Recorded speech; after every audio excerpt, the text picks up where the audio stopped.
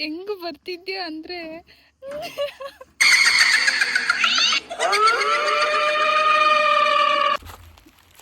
ನಾವು ಗೇರುಸೊಪ್ಪ ತೂಗು ಸೇತುವೆನ ಕಾದ ಗೇರುಸೊಪ್ಪ ತೂಗು ಸೇತುವೆಗೆ ಹೋಗ್ತಾ ಇದ್ದೀವಿ. ಭಾರಿ ರಿಸ್ಕ್ ನೋಡಿ, ಜಾಗ ಎಲ್ಲ ಕ್ಲೋಸ್ ಆಗಿದೆ. ಹಾರ್ಕೊಂಡು ಹೋಗ್ತೀವಿ ಇವಾಗ.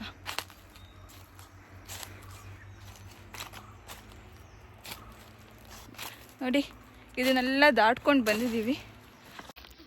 ಈ ಥರ ಇದೆ ಕಾಡು, ಹೋಗ್ತಾ ಇದ್ದೀವಿ. ಶ್ವೇತಕ್ಕ, ಈ ಥರ ಒಂದು ಸಿಚುವೇಶನಿಗೆ ಬರ್ತೀವಿ ಅಂತ ಅಂದ್ಕೊಂಡಿದ್ದೀರಾ?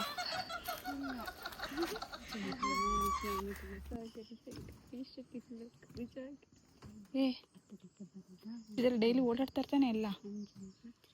ಇವಾಗ ಸ್ವಲ್ಪ ಭಯ ಸ್ಟಾರ್ಟ್ ಆಗ್ತಿದೆ ಗೈಸ್.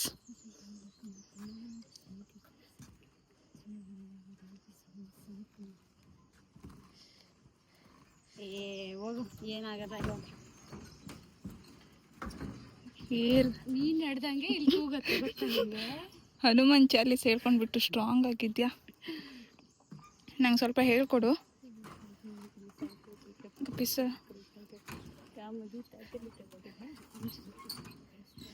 ಹೆದರ್ಕೊಂಡ್ರೆ ಭಯ ಜಾಸ್ತಿ ಆಗತ್ತೆ. ಬಾ,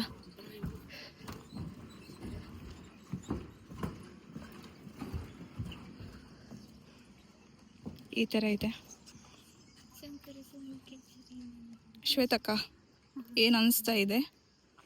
ಹನುಮಾನ್ ಚಾಲೀಸ್ ಎಲ್ಲ ಹೇಳ್ತಾ ಇದ್ದೀರಾ? ಹೆಂಗ್ ಬರ್ತಿದ್ಯಾ? ಹಾರ್ಬಿಡೋಣ ಇಲ್ಲಿ.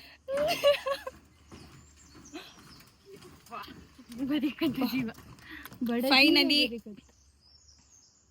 we crossed our hanging bridge. ವಾಸನೆ ಜಂಗಿದೆ ಕೈಗೆಲ್ಲ.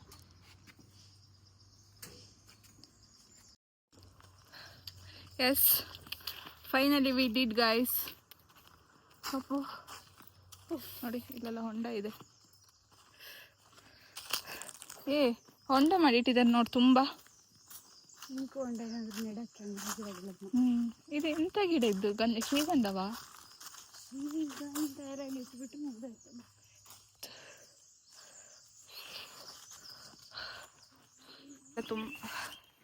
ದಾರಿ ಎಲ್ಲ ತುಂಬ ಖರಾಬ್ ಆಗಿದೆ ಗೈಸ್.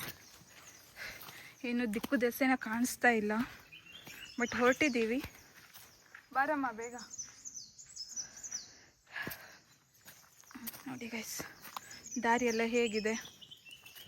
ಈಗ ಮನೇಲಿ ಗೊತ್ತಾದರೆ ಹೊಡೆದಾಕ್ತಾರೆ.